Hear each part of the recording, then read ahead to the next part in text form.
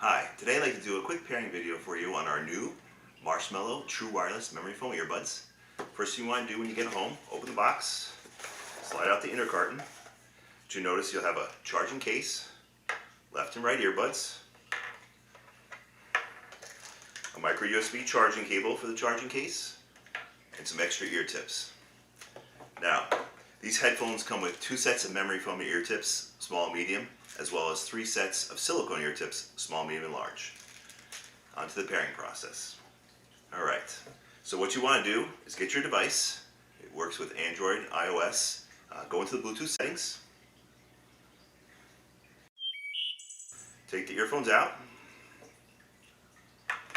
What you'll notice is the right earbud will blink white slowly as it pairs to the left. The left earbud will blink red and white fast as it goes into a pairing mode.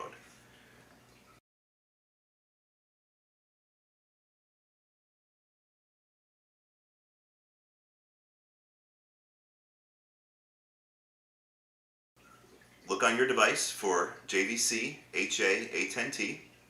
Click on that, and you're all set. Simple as that. Thanks for watching.